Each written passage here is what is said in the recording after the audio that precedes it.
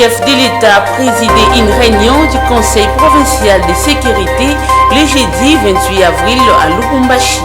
Le ministre de l'Enseignement supérieur et universitaire a reçu l'appui des fonds des Nations Unies pour la population dans le cadre du processus de réforme de la filière sage-femme. Némoana Temi se porte bel et bien en bonne santé, contrairement aux rumeurs sur son état de santé.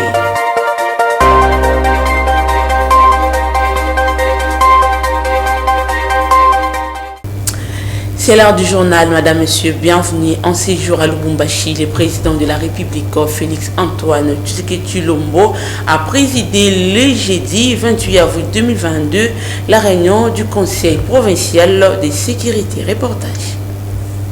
Présidé à Lubumbashi par le chef de l'État, Félix Antoine Tshisekedi-Tshilombo, la réunion du Conseil provincial de sécurité a connu la participation du Premier ministre Jean-Michel Sama-Lukonde, du vice-premier ministre, ministre de l'Intérieur Daniel Asselo et du gouverneur du Haut-Katanga Jacques Kabula Katwe. La paix, la sécurité de tous les habitants de toutes les communautés vivant dans le Haut-Katanga et la recommandation du président de la République au Conseil provincial de sécurité. C'est principalement au vu de tout ce que nous apprenons qui a fait que le Premier ministre ait conduit une délégation gouvernementale depuis le jeudi passé, et c'est par rapport à des tensions alimentées dans cette ville. Le président de la République est venu non seulement s'entretenir avec toutes les autorités politico-administratives, mais également toute la communauté des renseignements, c'est-à-dire l'armée, la police,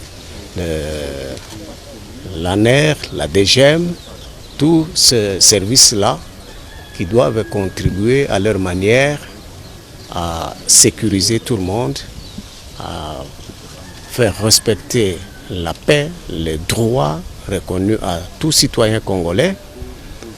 Voilà pourquoi le chef de l'État est venu et a pu faire cette réunion ici qui s'est bien déroulée. Le savoir vivre ensemble dans le respect des uns et des autres pour une cohabitation pacifique est la grande recommandation à tous les citoyens. Après 5 jours d'intenses travaux, les consultations de paix entre les émissaires du président Félix Tshisekedi et les groupes armés ont pris fin le mercredi 27 avril 2022 à Nairobi. Suivez.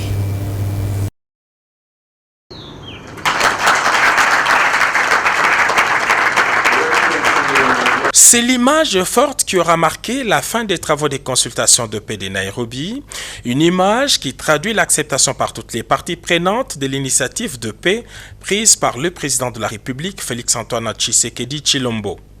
Près de 30 délégués des groupes armés venus de l'Ituri, Nord et Sud Kivu ont pris connaissance et accepté toutes les résolutions prises par les chefs d'État de la communauté de l'Afrique de l'Est. Nous sommes ravis de l'initiative du chef de l'État.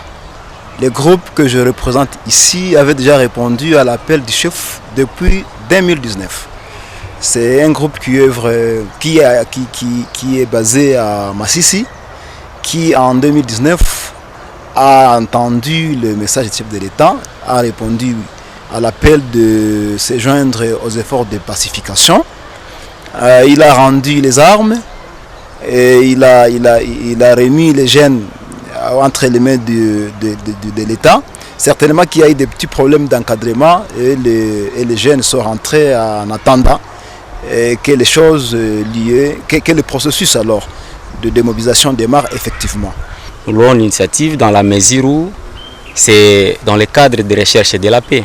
Parce que, comme nous le disons toujours, il y a ceux qui disent que la paix n'a pas de prix, tout comme les autres disent aussi, la paix a toujours un prix. La paix n'a pas de prix parce que rien ne vaut la paix. La paix a toujours un prix et c'est ça le sacrifice. Que les patriotes, comme viennent de se rénover avec à la tête le commandant Guido, ont toujours recherché. Ça le prix de la paix et tout ce que nous tous ici, y compris vous, vous êtes en train de faire ou nous sommes en train de faire pour rechercher la paix.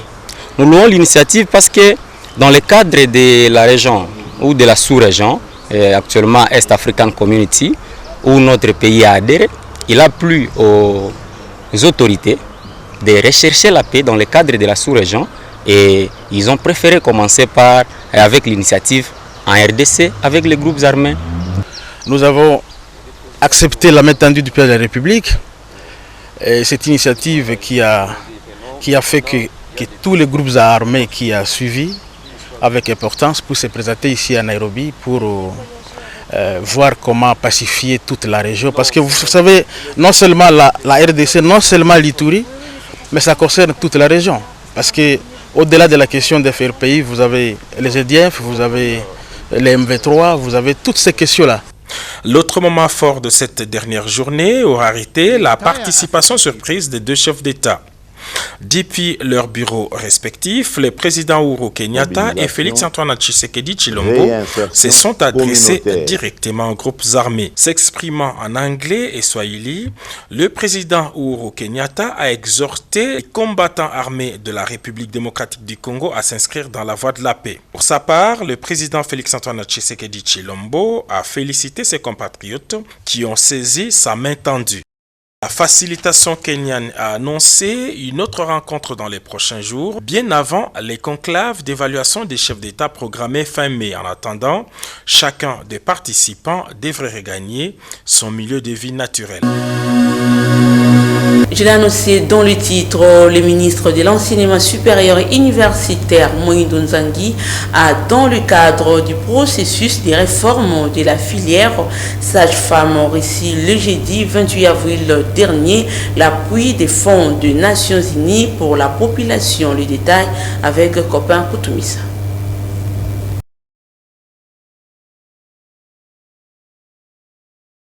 Je m'appelle Dr Eugène Kongnu, je suis le représentant du Fonds des Nations Unies pour la population UNFPA.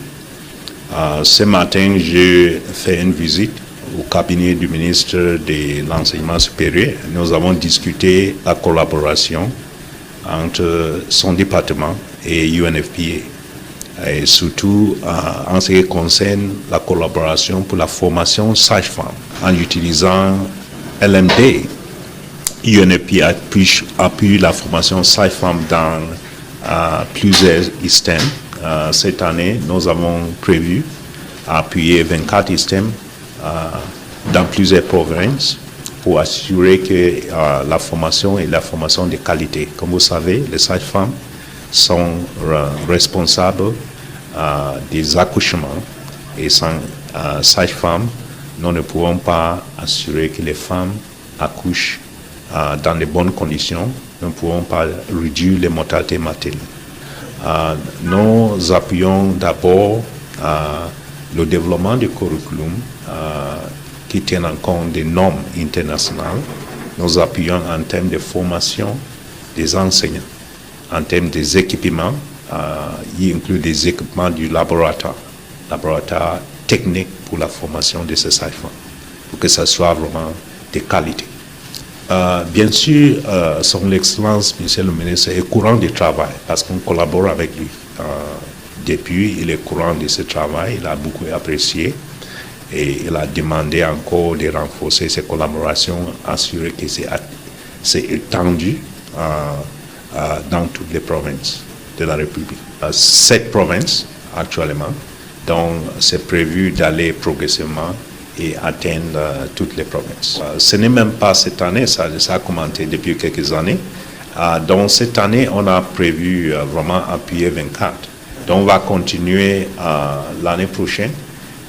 L'idée, c'est d'assurer que tous les systèmes qui forment les sages-femmes sont vraiment des normes et que les sages-femmes qui sortent de cette formation ont les compétences pour accoucher les femmes dans de bonnes conditions.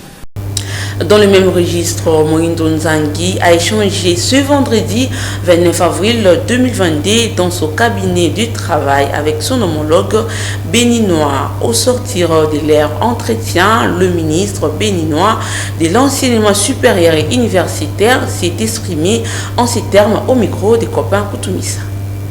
Très fraternel au peuple congolais.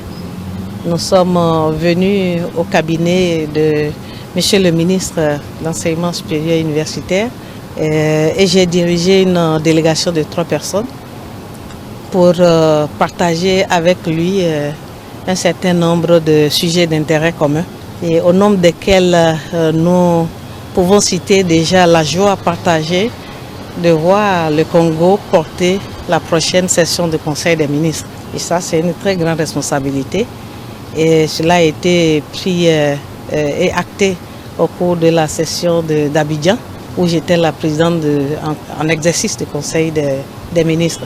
C'est donc une joie de venir voir déjà le ministre sur le niveau déjà de préparation. Et comme le Congo, le Bénin, nous sommes c'est vraiment solennel de partager ces moments de préparation. Et puisque également au cours de cette session, il sera question de renouvellement de secrétaire général de CAMES, poste pour lequel le Bénin est candidat. Nous sommes également venus voir les autorités au plus haut niveau du Congo pour porter le message de tout le Bénin à travers son Excellence le président Patrice Talon, le président de la République du Bénin, et qui personnellement a écrit à son homologue de Congo pour solliciter son soutien. Donc nous sommes venus porter ce message aux autorités, et par cette occasion nous sommes très reconnaissants pour l'accueil très chaleureux qui nous a été fait.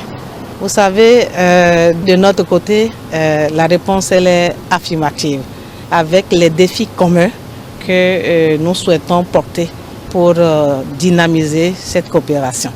Et nous espérons que c'est exactement pareil du côté congolais. D'un sujet à un autre, le bureau de l'Assemblée nationale affiche désormais au complet. Le député national André Mbata a été élu premier vice-président avec 42 voix, un score jamais obtenu à l'Assemblée nationale. Suivez le président de l'Assemblée nationale, Christophe Mossokodia.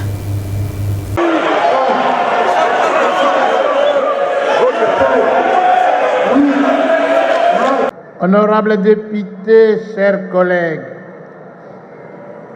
voici le résultat de vote au poste de premier vice-président de l'Assemblée nationale. Sur 439 votants, l'honorable candidat au poste de premier vice-président a obtenu le résultat suivant. 402 voix.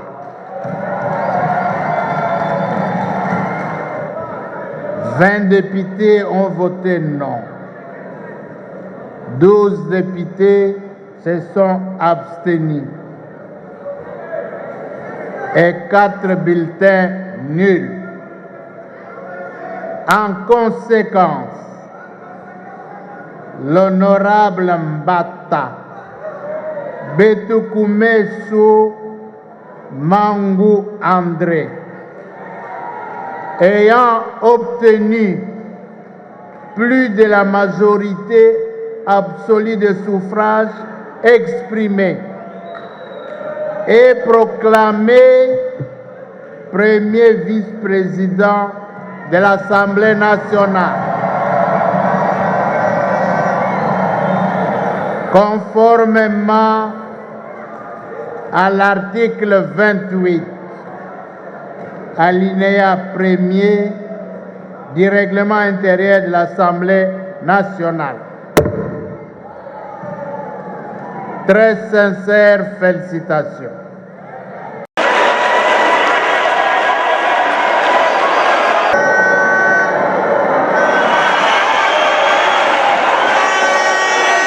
Dans le même sujet, élu premier vice-président de l'Assemblée nationale, le professeur André Mbata a remercié le président de la République, le bureau Mbosso, ses collègues députés nationaux, l'UDPS et ses électeurs. Suivez-les. Honorables membres du bureau de l'Assemblée nationale, honorables députés et très chers collègues, ayant été élu premier vice-président de l'Assemblée nationale avec un score jamais obtenu dans cet hémicycle, je voudrais, avant toute chose, dire mes remerciements à son Excellence, Monsieur le Président de la République, Félix Antoine Tshisekedi Tshilombo,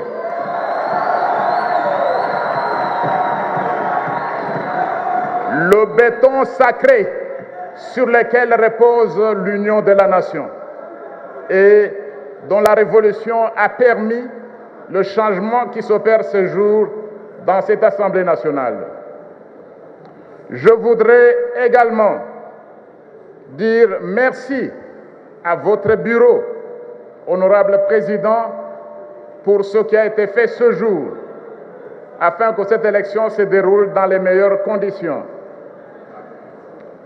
Je ne puis m'empêcher de remercier de tout cœur les collègues membres de la majorité de l'Union sacrée de la nation qui se sont tous déplacés pour qu'on en arrive à cette élection historique.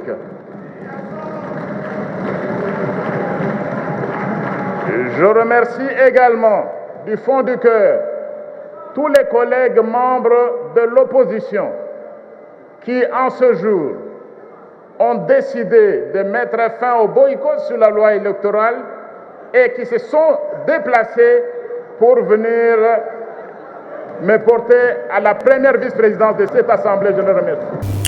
Autre chose, dans ce journal, le bilan du chef de l'État, Félix Antoine Tshisekedi, est largement positif. Les propos sont de Arnaud Mbosso.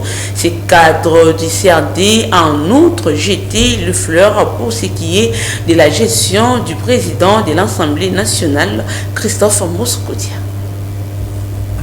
Bilan du chef de l'État est positif. Total à l'élo sur le plan sécuritaire, total à l'élo sur le plan infrastructure, le chef de l'État a réalisé ma cambébélé même sur le plan sécuritaire, l'atrocité des guerres qui dans l'Est et pays de temps en temps des millions de personnes vont dire coucou fallait le exalter avec la volonté du chef de l'État côté état de siège. Le peuple congolais a yebi que mokonzi mboka azali na volonté ya kusala pour que mboka na biso kende liboso. Malgré les bateaux et les gouvernement ba comprendre vision na été nandambu entourage ba conseiller bateau baza pembeni na mokonzamboka na ba comprendre vision mokonzamboka te mais mokonzamboka lokola motinda mi nzambe o nzamba tindi pa longola mboka na biso na pasi peuple congolais pour ngai na kosenga to pesa y confiance bambule belé au Congo uti na pasi musalo chef d'état za ko sala pa longola Congo na pasi kala mingi te Congo to se retrouver honorable président Mbosso avion Assemblée nationale na tango Assemblée nationale qui na ba turbulence na bureau d'âge asali oyo lelo ba député belé baza na confiance en Assemblée nationale azali motoyo malgré majorité ya ba député union sacrée mais lelo azali ko mema Assemblée nationale dans le lenge longobani et puis lelo la loi est votée au niveau de l'Assemblée nationale. Tout le monde est l'Assemblée nationale vendit bureau à Seni, Malamu, trouble les salamités. Contrairement à Néotico le Katango, l'Assemblée nationale, les gens qui sont au bureau à Seni. Total Indengeni, président Bosso a toujours commis le rôle de Congolais pour défendre le peuple congolais dans le l'Assemblée nationale. Et puis batunion so bazali sima bakonzi bozali sima mokonzi ya mboka Félix Antoine Tshisekedi bozali sima mokonzi président Christophe Mbosso bozali sima premier ministre bozali sima ba ministre ndenge na ndenge bosunga bakonzi oyo baza batinda mi nzambe boluka kuwela b'intérêt na binote toela mboka toela bomengo mboka toela intérêt mboka toela bolamu ya peuple congolais.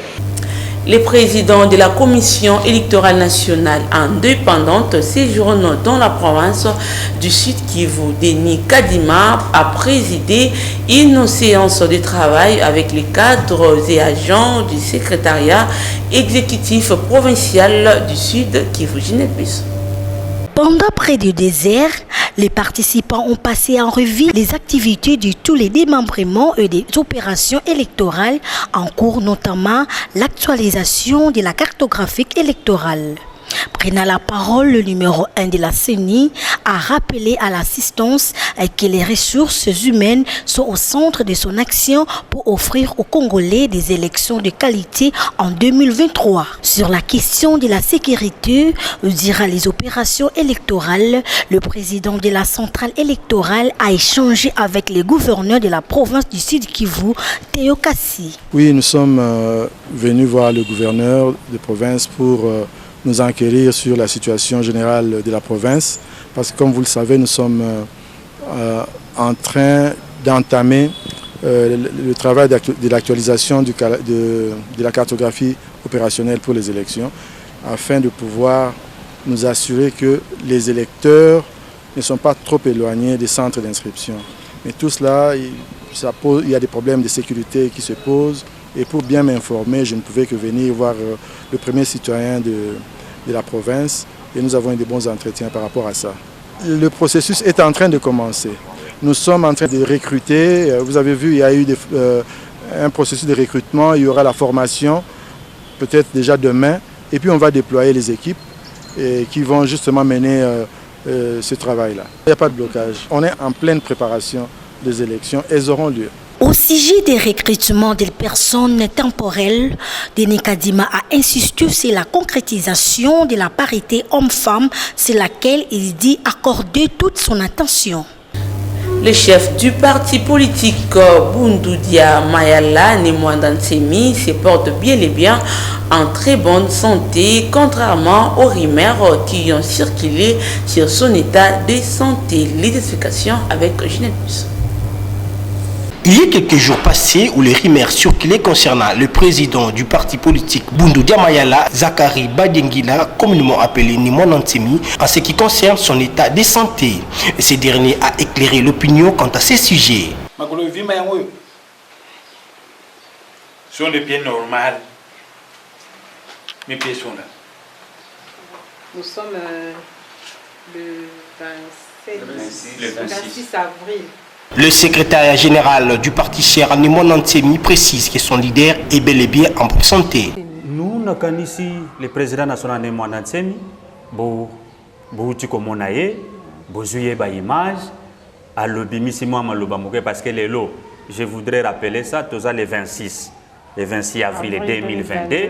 Donc il ne faut pas que les gens trouvent des prétextes pour changer que ça a été antidaté. Donc il est en bonne santé, ce n'est pas pour enlever qu'il est candidat gouverneur du Congo central. Il s'est de noter que le leader de Bundudia Mayala, Nemwandansemi, est candidat gouverneur du Congo central à qui les élections aura bel et bien lieu le 6 mai prochain dans toutes les provinces concernées. L'actualité, c'est aussi élection du gouverneur de province. Le député national Laurent Simon Ikenge dit que la Tchopo doit tirer des leçons de gouvernance passée. Il appelle les députés provinciaux à élire un gouverneur qui sera au service de la province. Suivez-les. Merci. Comme je venais de le dire au sujet du débat de la loi électorale sous examen de l'Assemblée nationale. Maintenant, je crois que la Tchop doit tirer des leçons de gouvernance passée au niveau provincial. Parce qu'on ne peut pas choisir les mêmes personnes qui portent les germes de reproduire le même comportement, le même schéma. Il faut maintenant tirer des leçons pour que la Tchop puisse choisir quelqu'un qui va être au service de la communauté. Pas quelqu'un qui cherche à s'enrichir. Pas quelqu'un qui cherche à se faire une certaine opinion ou une certaine valeur, à avoir beaucoup d'argent pour se moquer finalement de la Tchop, ou qui va être au service des autorités qui sont à Kinshasa ici, pour que toutes les fois qu'on envoie la rétrocession, eh ben, les opérations retournent. Je crois que la Tchop doit choisir parmi les personnalités celle qui peut porter le poids de toute la province pour son développement. La personne qui va se mettre au service de cet territoire, de la ville de Kisangani, pour son développement, pour la paix, pour la stabilité. Et ici, malheureusement, je voudrais en appeler à la responsabilité de nos députés provinciaux d'éviter de suivre le meilleur offrant parce qu'il n'est pas certain qu'il sera au service de la commune. Ceux qui ont offert la fois passée et qui sont élus, tantôt comme sénateurs, tantôt comme gouverneurs, tantôt comme vice-gouverneurs, est-ce tous l'ont été gratuitement, mais parce qu'ils ont monnayé pour la plupart leur passage, sont-ils encore au service de la communauté? Je voudrais en appeler à la responsabilité de nos députés provinciaux d'éviter de suivre le meilleur offrant parce qu'il n'est pas certain qu'il sera au service de la commune. Ceux qui ont offert la fois passée et qui sont élus, tantôt comme sénateurs, tantôt comme gouverneurs, tantôt comme vice-gouverneurs, est-ce tous l'ont été gratuitement, mais parce qu'ils ont monnayé pour la plupart leur passage, sont-ils encore au service de la communauté? Je crois que cette fois-ci, viser les intérêts de la communauté, les intérêts collectifs de la province de la Tchoko, au lieu de ne voir que ce que nous pouvons mettre dans notre poche pour nous construire, je ne sais pas, une case ou nous acheter une voiture. En Ituri, 70% de la population de la chefferie des Andisoma dans le territoire d'Irumu ont déjà regagné leurs entités respectives après les récentes attaques de la milice FPIC en 2020. Suivez. Il s'observe depuis le mois de juin 2021, à cette période de l'état de siège en Ituri, un retour massif des personnes déplacées dans leurs milieux respectifs, notamment à Marabou, Nyakoundé, Irumu Territoire, Irumu Centre, Makayanga et environ. C'est le résultat de la restauration de l'autorité de l'État et la présence de forces de défense et de sécurité dans cette partie de la province de l'Ituri. En conséquence, la vie reprend son cours normal, se réjouit le chef de la chefferie de Andisoma.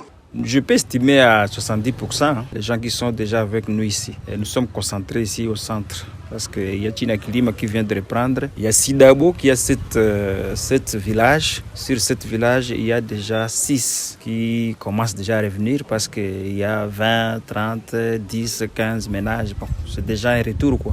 Pour moi, c'est déjà un signe positif. Pour certaines opinions qui pensent que l'administration militaire a démontré ses limites en Ituri, Gaston Eraboumangilio reste optimiste au regard des résultats positifs sur le terrain. En chefferie des Andisoma, moi personnellement, je peux dire que l'état de siège nous a beaucoup aidé. Parce que notre retour ici, c'est l'état de siège. Sinon, j'appellerais ça l'opinion au provincial, je ne sais pas. Ne voulait pas que les gens puissent rentrer ici avant 9 mois ou bien avant 10 mois. Mais c'est l'état de siège qui a fait que la population est rentrée à Nyakoundé. 2 mois seulement après les atrocités. Depuis l'instauration de l'état de siège en Ituri, le gouverneur militaire et commandant des opérations, le lieutenant-général Luboyanka Shomadjoni, met tout en œuvre pour imposer la paix et assurer la sécurité des Ituriens. Notons que la chefferie de Andisoma a une superficie de 114 km² et compte environ 32 000 habitants avec 3 groupements aujourd'hui sous contrôle de FRDC. Bouclons ce journal par cette information. La société civile iturienne exige le président de la République les limogeages de Gilles Alinguete, inspecteur général de finances, chef de service de l'IGF. Pour cette fin, suivez l'un de leurs joints au téléphone par Copain Koutoumis. Nous sommes vraiment consternés par l'attitude, par le message de Gilles Alinguete, l'inspecteur général des finances de la RDC, pour un propos qui ne pouvait pas sortir de sa bouche, attaquer l'une des autorités de ce pays. Nous avons regretté le fait que lui seul, Congolais qu'il soit, n'est pas à mesure de reconnaître la souffrance de ses frères congolais de l'Est. Et nous sommes déçus parce que c'est toujours l'impression qu'on a que le Congo c'est Kinshasa. Nous sommes, oui, à plus de 2000 km de Kinshasa, mais nous croyons faire partie intégrale de la RDC. Étant donné que Gilles, seul, qui ne connaît pas ce que vit la population de l'Est et de l'Ituri d'une manière spéciale, nous sommes en train de demander au chef de l'État de limoger, de révoquer immédiatement le monsieur de cette fonction qu'il occupe parce qu'il est sans scrupule. Il n'est pas un homme d'État. Il est quelqu'un qui se moque des souffrances du peuple congolais. Il ignore même l'ordonnance du chef de l'État qui a instauré l'état de siège à l'Est. Nous pensons que celui-là n'a pas sa place dans les institutions. Il ne doit pas animer des institutions. L'argent qui sort d'ici, je pensais que c'est aussi parmi les trésors sur lesquels lui, il est censé organiser des inspections, des enquêtes. Mais comme ils ne le reconnaissent pas, on doit le mettre à l'écart comme nomme là-bas quelqu'un qui a le cœur, qui connaît son pays. Parce que je ne connais pas la RDC. Celui-là, on ne doit pas le garder parce qu'il n'est pas différent d'un mercenaire à la tête de cette grand service de la nation. C'est par cette information que prend fin ce journal, le rappel de titre. Les chefs de l'État présidaient une réunion du Conseil provincial de sécurité le jeudi 28 avril à Lubumbashi. Le ministre de l'Enseignement supérieur et universitaire a reçu l'appui des fonds des Nations Unies pour la population dans le cadre du processus de réforme de la filière sage-femme. Némoana Temi se porte bel et bien en bonne santé, contrairement aux rumeurs sur son état de santé. Fin complètement de cette grande édition du journal. Merci infiniment à l'équipe rédactionnelle pour le travail abattu. Merci à vous aussi de nous avoir suivis et bonne continuité des programmes sur la chaîne éducative. Au revoir.